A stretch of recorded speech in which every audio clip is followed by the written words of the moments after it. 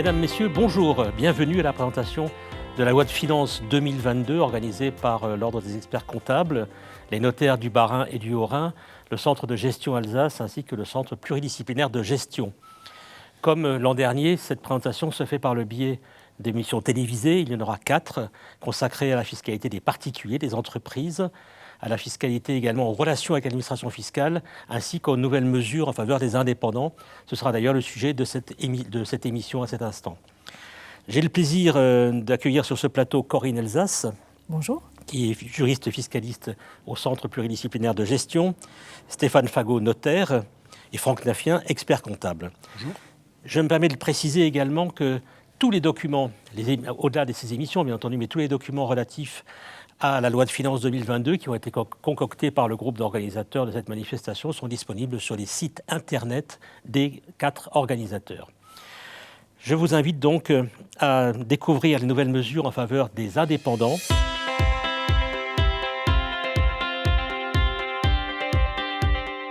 Et je vous propose tout de suite un état des lieux, Franck. Alors, le président de la République a annoncé le 16 septembre 2021 un plan en faveur des indépendants. Toutes les mesures ne sont pas encore applicables à ce jour, mais la grande partie a quand même été reprise, notamment au niveau de la loi de finances. Ce plan est orienté autour de 5 axes. Le premier axe concernant le statut juridique des indépendants.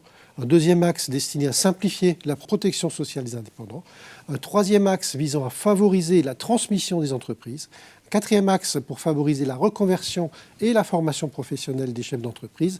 Et enfin, un cinquième axe visant à faciliter les démarches des indépendants. Alors, Corinne, quelques données clés relatives justement à ce statut d'indépendant. Voilà, pour voir un petit peu de quelle réalité on parle. En fait, en France, nous avons actuellement 2,9 millions de personnes qui sont sous le statut d'indépendant. La moyenne d'âge de ces professionnels est de 46 ans. Leur revenu moyen mensuel est de l'ordre de 2 580 € par mois. Et c'est une population en croissance, puisque entre 2019 et 2020, leur nombre a augmenté de 4%.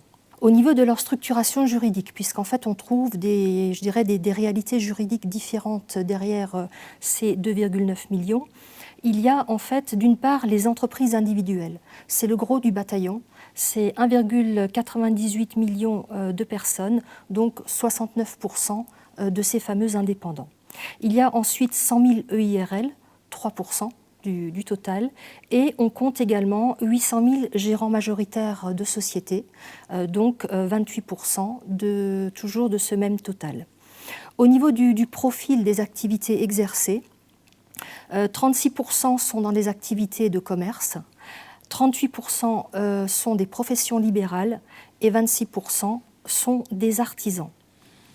Et lorsqu'on prend les secteurs d'activité, au niveau des secteurs d'activité prépondérants, c'est-à-dire là où on a le plus de professionnels indépendants, on a par ordre décroissant tout d'abord les métiers de services mixtes qui regroupent en fait l'hôtellerie, la restauration, les activités immobilières, les activités d'information et de communication. Tout de suite après, 21% des professionnels sont dans les métiers des services à la personne. On trouve ensuite 18% dans les activités de santé et d'action sociale, également 18% dans le commerce et ensuite 13% dans la construction. Il y a ensuite des choses un petit peu moins fréquentes, 4% par exemple dans l'industrie, là il y a très peu d'indépendants, 3% dans le transport et l'entreposage. Alors pour l'instant, tout n'est pas encore fixé et figé dans les textes. Qu'est-ce qu'on peut quand même donner comme éléments qui sont, eux, par contre, clairs et nets? Alors effectivement, c'est un plan global qui a été annoncé, avec tout un ensemble de mesures qui, pour la plupart, ont une cohérence entre elles. Par contre, ces mesures sont de nature différente. Donc, en fait, elles ont été intégrées dans 3 projets de loi distincts. Les mesures d'ordre fiscal ont été insérées dans le projet de loi de finances, les mesures d'ordre social dans le projet de loi de financement de la sécurité sociale, et ensuite, il y a eu un projet de loi séparé, projet de loi en faveur des indépendants, pour regrouper, en fait, toutes les mesures d'ordre juridique. L'objectif, en fait, c'était que les 3 textes soient votés et promulgués avant la fin de l'année 2021 ou au plus tard début 2022. Donc pour la loi de finances et pour la loi de financement de sécurité sociale, il n'y a pas de problème, c'est chose faite. Par contre, le projet de loi en faveur des indépendants a connu un petit peu de retard. Il a été vu une première fois par le Sénat au mois d'octobre. Il est ensuite arrivé devant l'Assemblée nationale. Malheureusement, les deux assemblées n'ont pas voté le texte dans les mêmes termes et donc le texte fait actuellement l'objet d'une commission mixte. Donc il n'est pas encore définitivement voté. Néanmoins, en fait, je pense que c'est important de garder la cohérence entre les mesures au niveau de la présentation parce qu'elles sont imbriquées les unes par rapport aux autres. Donc parler des mesures fiscales sans aborder le statut juridique n'aurait pas vraiment eu de cohérence. Je vous invite maintenant, mesdames, messieurs, à rentrer dans le vif du sujet et de découvrir le contenu qui est disponible à cette date à propos du statut unique des indépendants.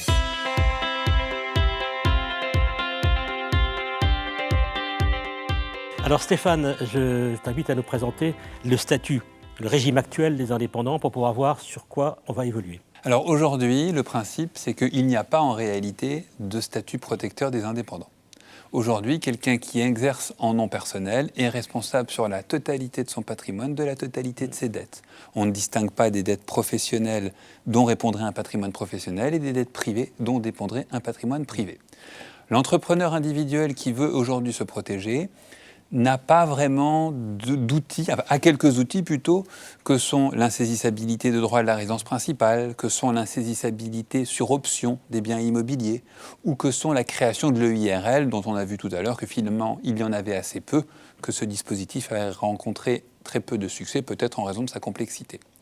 Et c'est ce qu'il est envisagé désormais de faire, c'est-à-dire un vrai statut protecteur de l'entrepreneur individuel, avec un principe qui serait applicable de plein droit, tout entrepreneur individuel bénéficierait de cette protection, et une distinction entre d'un côté un patrimoine professionnel dont répondraient les dettes professionnelles, et de l'autre côté un patrimoine privé dont dépendraient les dettes privées. Ça concernerait tous les entrepreneurs, quelle que soit leur activité, les commerçants, les artisans, les professions libérales. Avec, pour les professions libérales quand même, il est envisagé que tout ce qui relève de leur responsabilité professionnelle, il n'y ait pas de dérogation par rapport à aujourd'hui et qu'elles restent responsables sur leur patrimoine privé de leur responsabilité professionnelle. C'est un dispositif qui serait applicable de plein droit, à la différence de l'insaisissabilité des biens immobiliers. Aujourd'hui, il faut faire une démarche, une option. Tout entrepreneur individuel bénéficierait automatiquement de cette protection. Avec quelques dérogations, néanmoins, pour l'administration fiscale, par exemple, et sociale, en cas de fraude, l'administration sociale et fiscale pourra aller chercher dans le patrimoine privé de l'entrepreneur pour couvrir des dettes professionnelles, avec la possibilité, pour ne pas obérer les possibilités de crédit pour l'entrepreneur, de constituer des hypothèques sur des biens de son patrimoine privé à la garantie de dettes professionnelles, mais on aurait quand même un principe de séparation entre les deux patrimoines et un principe de décision, en fait, de constitution de ces sûretés. Donc je vous invite, mesdames, messieurs, à passer au prochain chapitre qui est consacré à la protection sociale des indépendants.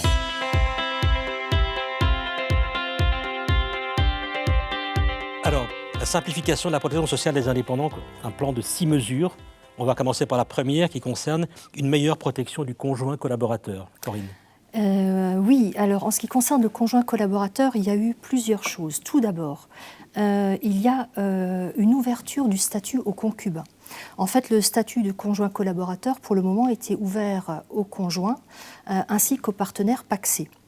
Il y avait simplement une exception pour les agriculteurs. Le concubin pouvait avoir le statut de conjoint collaborateur. Mais en fait, cette exception, elle est ouverte maintenant aux autres catégories de conjoints collaborateurs, à savoir pour les activités commerciales, artisanales et libérales. Dorénavant, le concubin va pouvoir prendre le statut de conjoint collaborateur. L'autre dispositif important en matière de conjoint collaborateur, c'est la limitation du statut sur une durée de 5 ans. Pour le moment, en fait, c'était un statut, je dirais, qu'on pouvait adopter de manière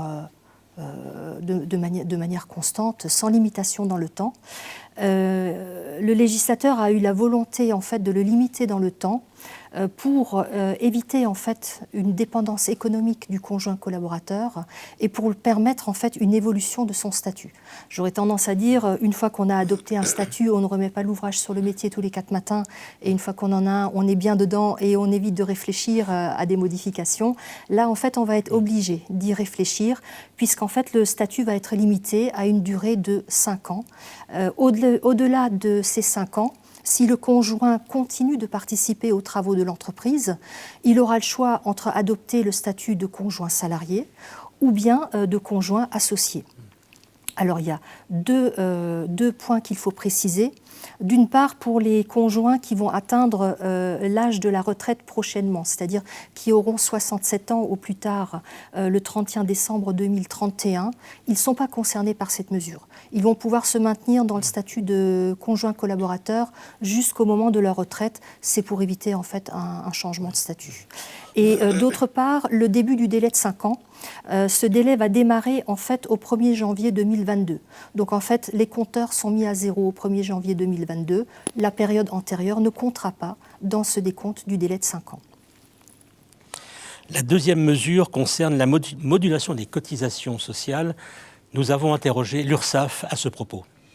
Le dispositif de modulation de cotisations en temps réel est applicable sur tous les territoire français depuis 2021. Il permet aux travailleurs indépendants ainsi que leurs mandataires d'ajuster les cotisations payées donc, tous les mois en fonction du revenu d'activité. On paye davantage les mois de forte activité et on paye moins dans les périodes creuses. La déclaration annuelle de revenus ainsi que la régularisation restent maintenues. Néanmoins, la régularisation serait minimum pour un usager qui déclare leurs revenus au cours de l'année. Ce dispositif est très simple et sécurisé. L'accès se fait à partir de comptes en ligne sur le site ursaf.fr. Dans le module Mes cotisations, donc ouvert 7 jours sur 7 et 24 heures sur 24. L'adhésion est possible à tout moment de l'année et prend effet au premier du mois qui suit la demande. Le service est destiné à terme aux artisans, commerçants, professions libérales d'ITI classiques, ainsi qu'à leurs mandataires. Sont exclus donc les conjoints collaborateurs, les chefs d'entreprise avec un conjoint collaborateur lié, les micro-entrepreneurs, ainsi que les comptes ayant un délai par anticipation en cours et également les comptes ayant une taxation d'office sur le dernier revenu de référence.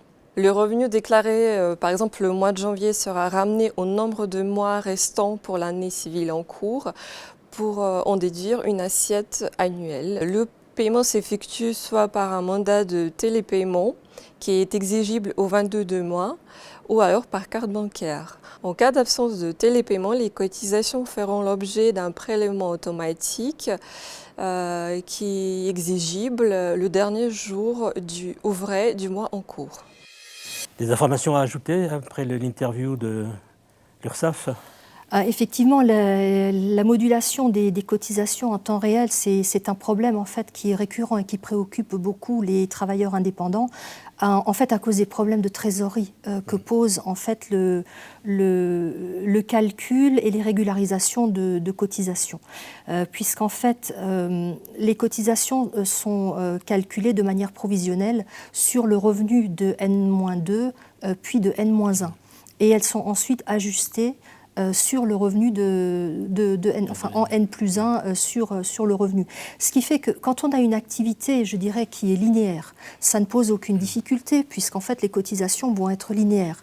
Par contre, si on a une activité en forte croissance ou pire en décroissance, il va y avoir en fait des pics, voire même des effets de ciseaux si l'activité baisse, alors qu'une ou 2 années avant, on avait une activité haute et qu'il va falloir régulariser des cotisations hautes, mais pendant une année d'activité baisse. Donc les problèmes de trésorerie qui ont été générés font qu'effectivement des solutions des solutions ont été testées. Et en fait, il y a eu un dispositif expérimental qui a été mis en place en Île-de-France et en Occitanie pour faire cette modulation, afin de faire coller en fait les cotisations par rapport aux revenus encaissés. Donc en fait, le texte va simplement permettre d'étendre à l'ensemble du territoire ce dispositif expérimental. L'entrée en vigueur maintenant, 1er janvier 2022.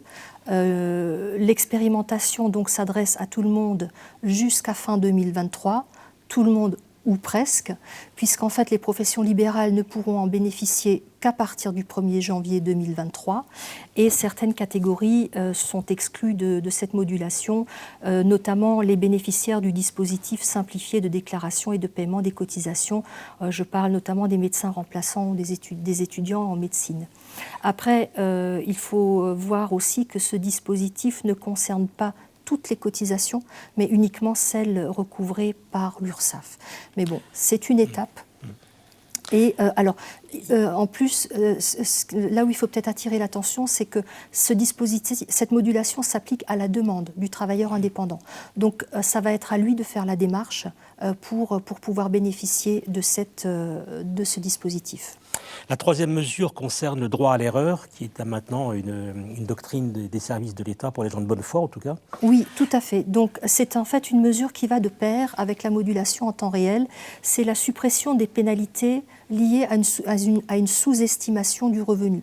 Parce qu'en fait, actuellement déjà, pour éviter en fait les problèmes de trésorerie qu'on a évoqués, le professionnel indépendant avait la possibilité de demander le recalcul immédiat de ses cotisations en faisant une estimation de son revenu actuel, afin d'éviter ces montées et descentes de cotisations.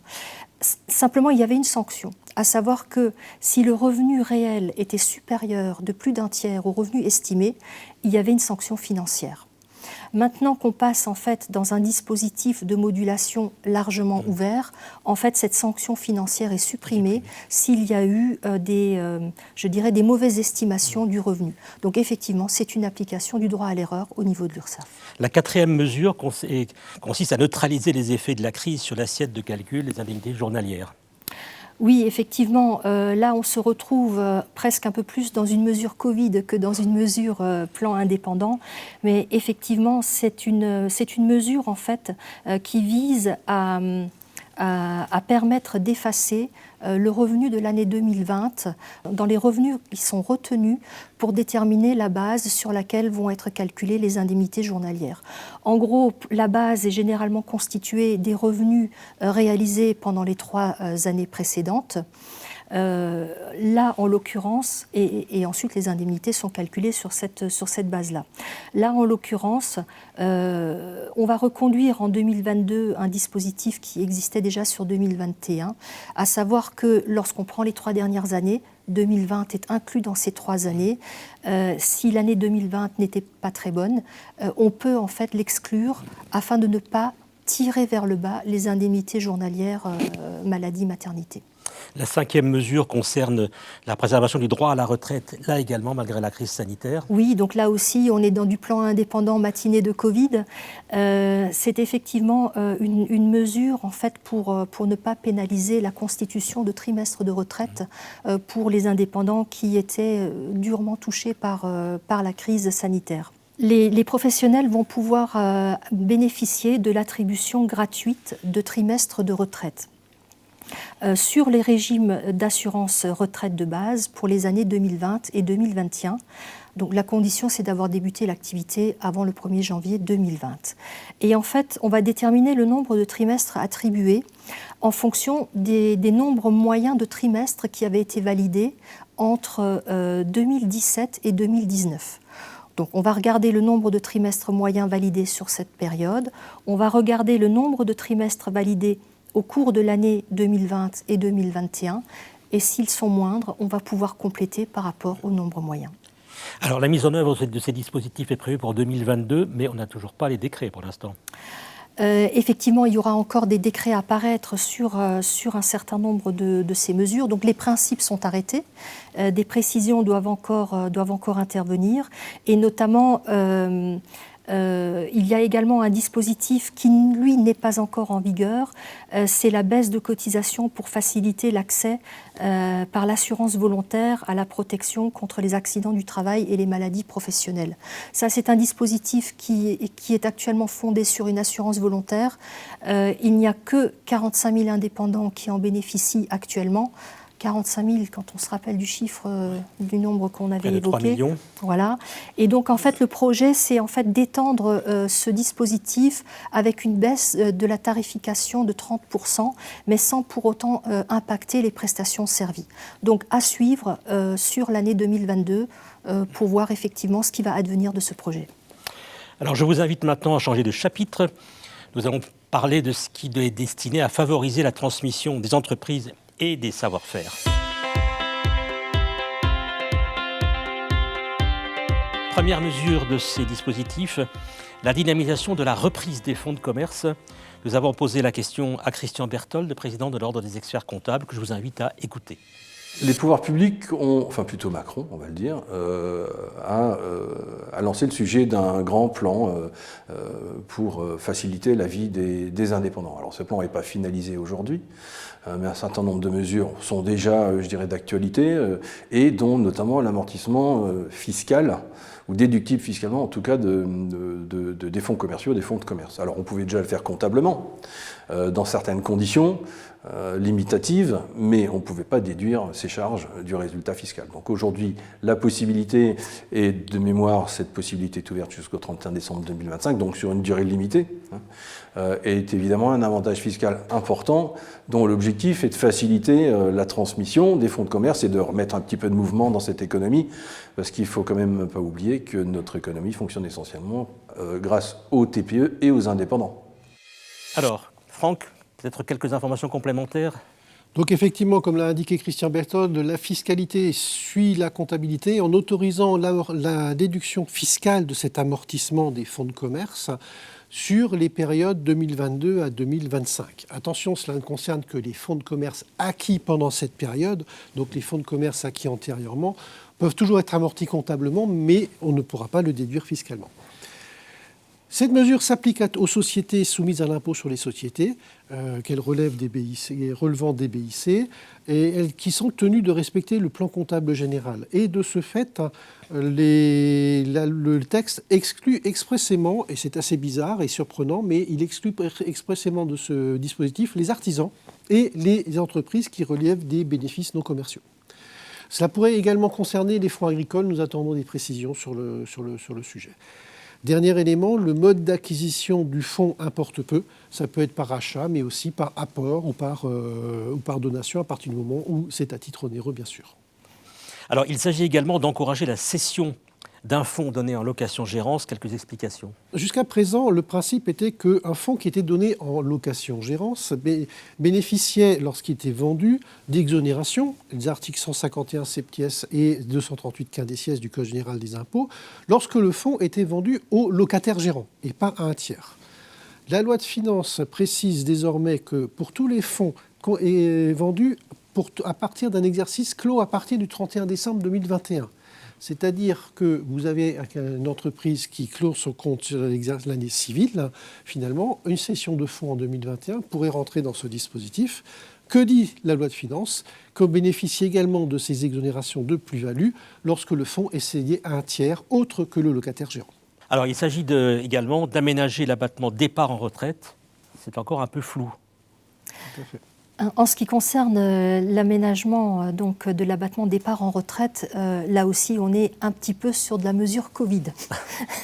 Puisqu'effectivement on parle de l'article 151 septies A du Code général des impôts qui prévoit en fait une exonération des plus-values court terme et long terme constatées lorsqu'un professionnel vend son fonds à l'occasion de son départ en retraite.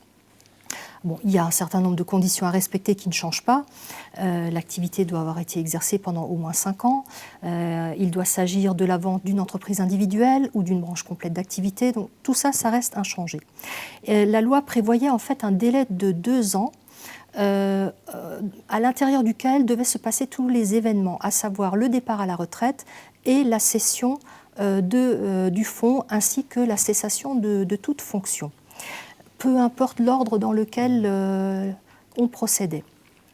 Là, en l'occurrence, la nouveauté porte en fait sur les dirigeants qui ont fait valoir leur droit à la retraite entre le 1er janvier 2019 et le 31 décembre 2021.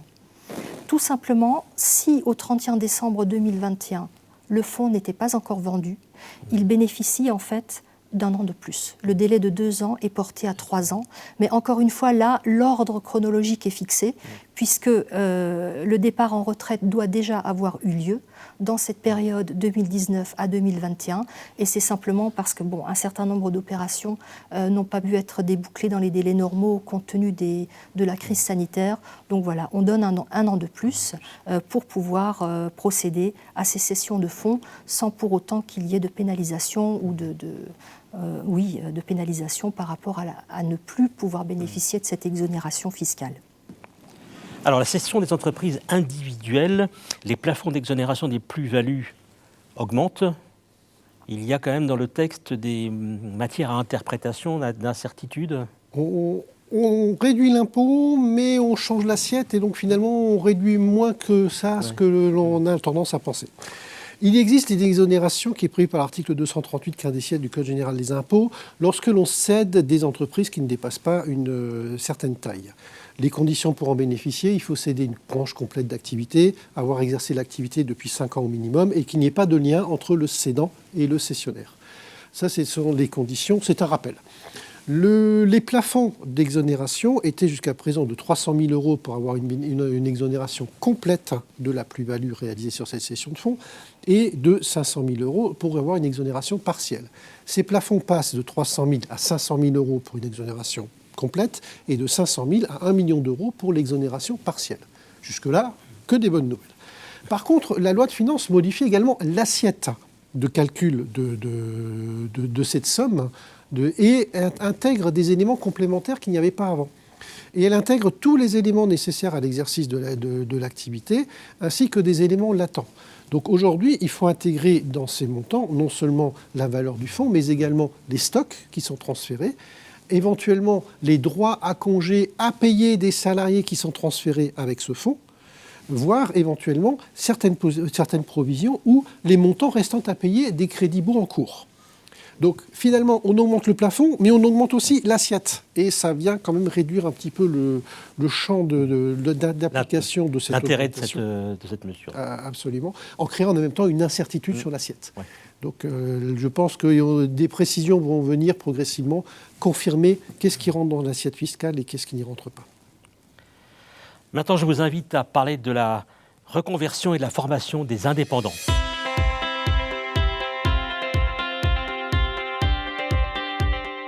Alors Corinne, 3 mesures sont préparées. On va commencer par la première, évidemment, tant qu'à faire. Ça paraît plus intelligent, n'est-ce pas? Notamment le doublement du crédit d'impôt pour la formation des dirigeants de TPE. Oui, alors c'est une mesure qui est pour le moment exclusivement en vigueur pour 2022. Mais c'est quand même, je dirais, une mesure qui va permettre de bénéficier d'un crédit d'impôt plus important. Donc on va la saluer, même si pour le moment elle n'est qu'en vigueur sur l'année 2022.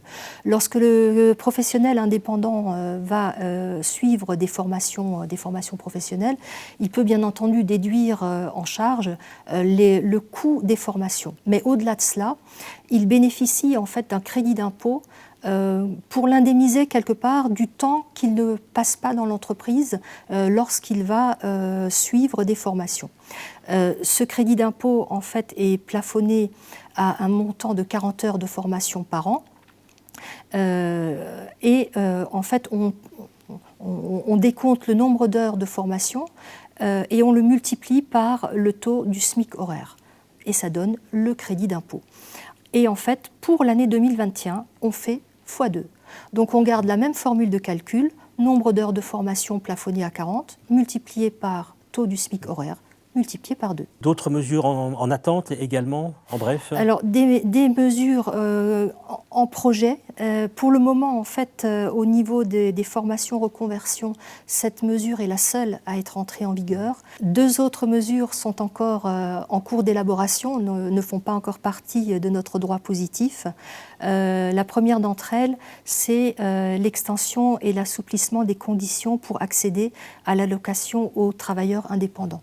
En fait, cette allocation était accessible depuis novembre 2019 aux professionnels qui faisaient l'objet d'une procédure collective.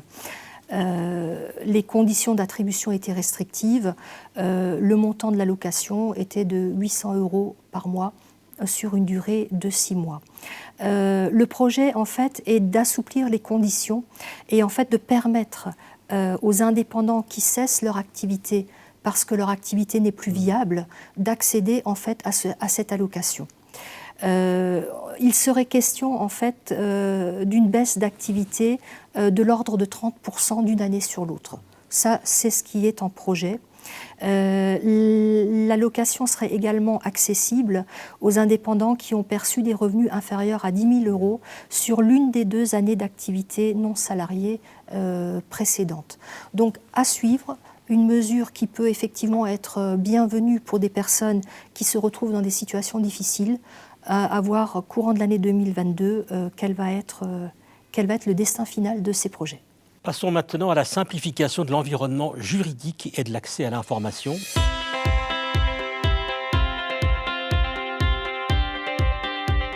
Donc voilà, dans le domaine de la simplification de l'environnement juridique et de l'accès à l'information, 5 dispositifs sont envisagés. La première mesure.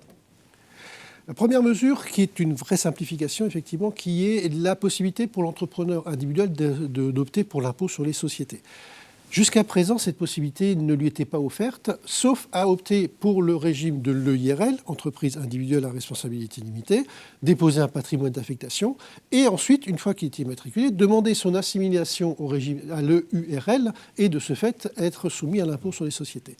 Formalisme quand même un peu lourd, un peu complexe, qui de toute façon n'est plus d'actualité une fois que la suppression de l'EIRL aura été actée, et elle est quand même suffisamment bien avancée.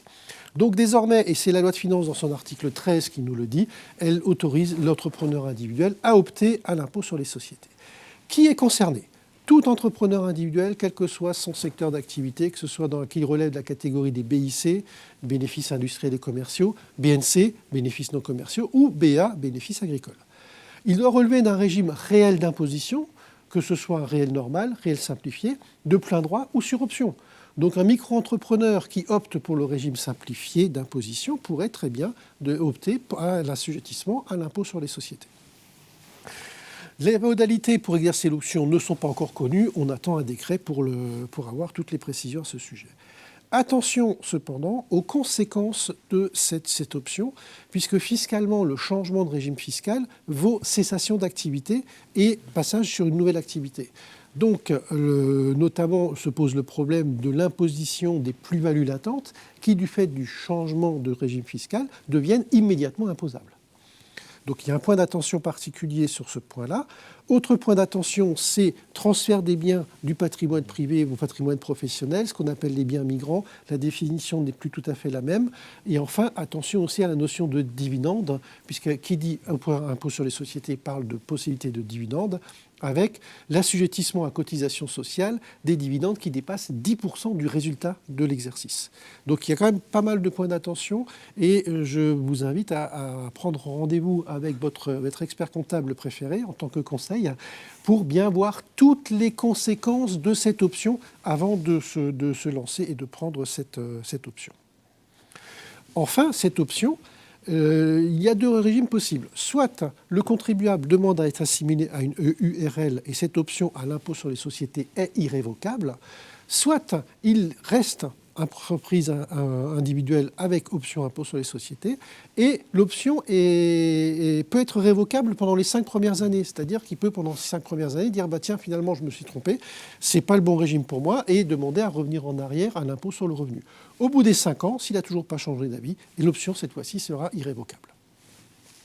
Première mesure qui devrait rentrer en vigueur une fois que le futur article L526-22 du Code de commerce sera publié au journal officiel. Deuxième mesure de simplification, c'est les délais pour opter, puisqu'on parlait notamment du micro-entrepreneur qui veut opter pour un régime réel. Ces délais ont été modifiés. Attention, cela rentre en vigueur le 1er janvier 2022. Deux types de délais. Tout d'abord, les délais pour opter sur un régime différent. Lorsque un micro-entrepreneur voulait opter pour un régime réel d'imposition, il devait le faire au plus tard le 1er février de l'année pour laquelle il voulait subir l'impôt. Je prends l'exemple, nous sommes en 2022, un auto-entrepreneur qui voulait opter pour un régime réel d'imposition sur l'année 2022 devait le faire avant le 1er février 2022. Donc il devait le faire avant de savoir si l'année serait plus intéressante ou pas sur cette option ou pas. Désormais, il bénéficie jusque mai-juin 2022 pour le faire, la date étant la date limite à laquelle il doit déposer sa déclaration de revenus de 2021. Donc je répète, pour opter pour le régime d'imposition réel 2022, pour 2022, la date limite, c'est désormais la date limite de dépôt de la déclaration des revenus de 2021, N-1. Pour les entreprises qui bénéficient des BIC qui ont créé en cours d'année, elles devaient prendre cette option dans les 15 jours de début de l'activité. Désormais, le même délai s'applique, c'est l'option pour le mois de mai-juin de l'année suivante. Idem pour les entreprises qui bénéficiaient de plein droit du régime micro-entreprise pour l'année précédente. C'est toujours le même délai d'option maintenant pour opter par l'impôt sur le revenu.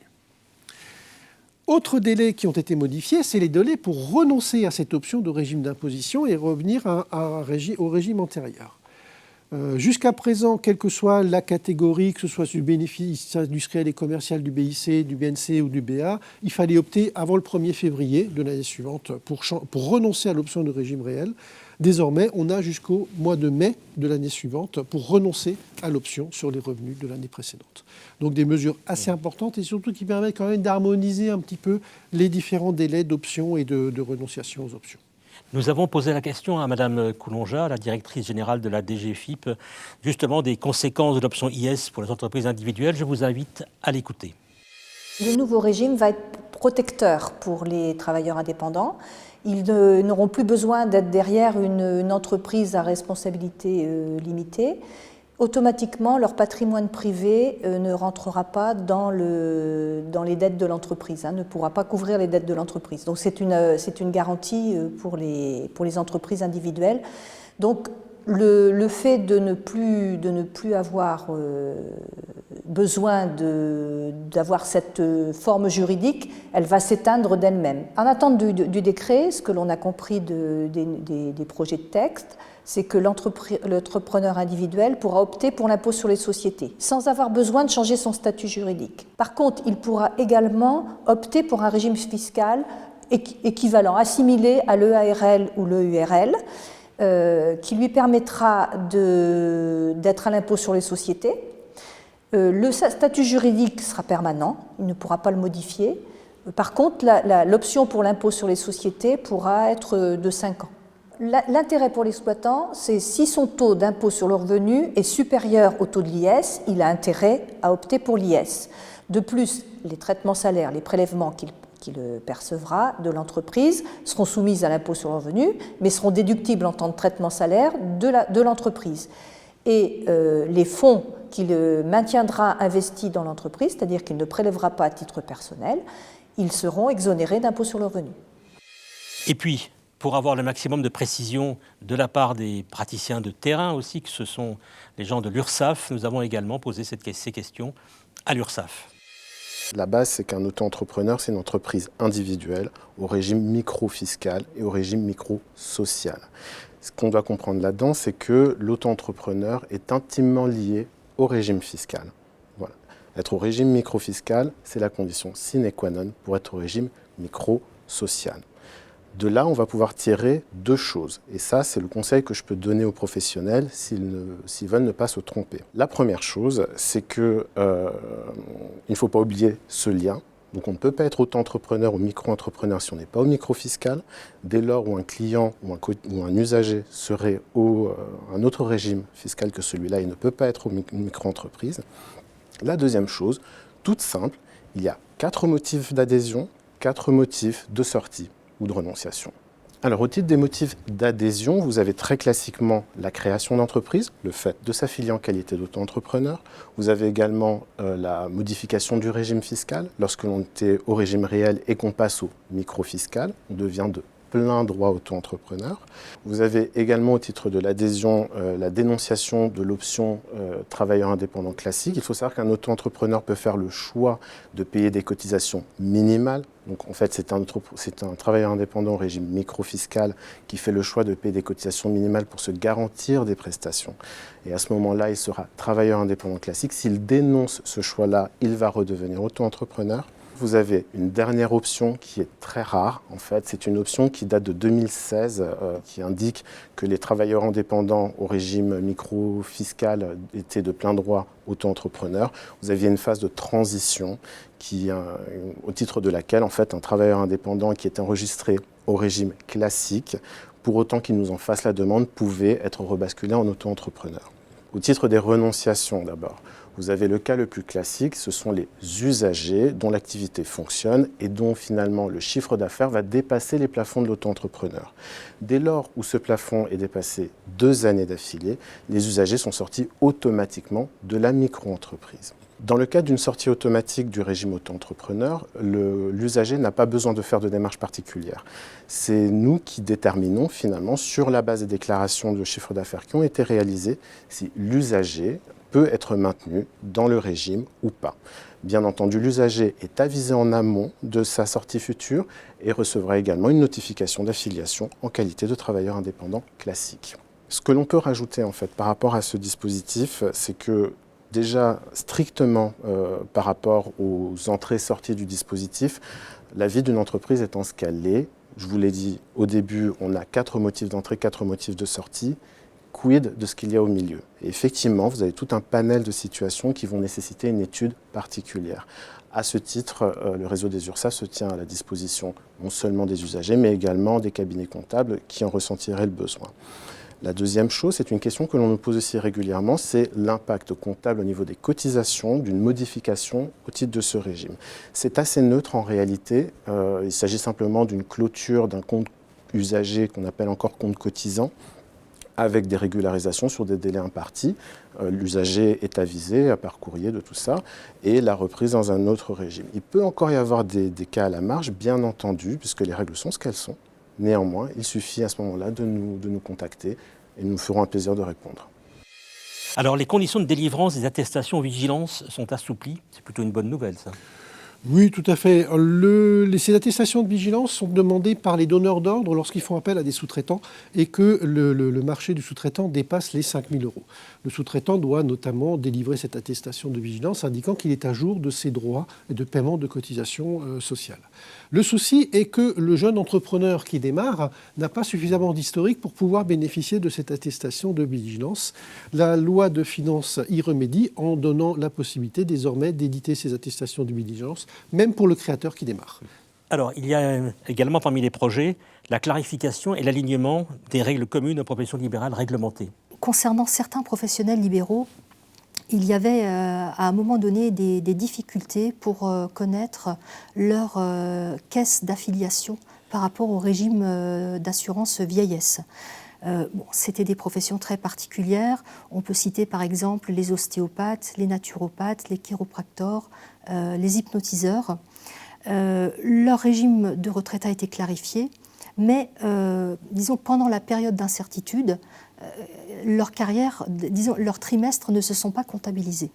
Et donc en fait, la loi de financement de la sécurité sociale permet en fait à ces professionnels-là de reconstituer un petit peu leur carrière et de racheter des trimestres afin d'avoir, je dirais, une carrière plus complète au niveau des trimestres. La demande sera à faire entre le 1er juillet 2022 et le 31 décembre 2026. On attend un décret pour connaître les professions spécifiquement visées, ainsi que les périodes concernées, donc périodes concernées et nombre de trimestres pouvant être rachetés. Mais le principe est d'ores et déjà fixé. Et ce qu'on peut dire également, c'est que les sommes qui seront versées au titre du rachat de ces trimestres seront déductibles du résultat sans limitation. dans la catégorie des BIC ou des BNC selon la catégorie dans laquelle les professionnels relèvent. Donc pas de limitation et surtout décret à paraître afin de pouvoir faire la demande. Bon, la période est relativement longue puisque 1er juillet 2022 jusqu'à fin 2026, on a le temps de voir venir, mais ça va être bienvenu pour ces professionnels-là. Est-ce que tous ces dispositifs seront mis en œuvre effectivement en 2022 ?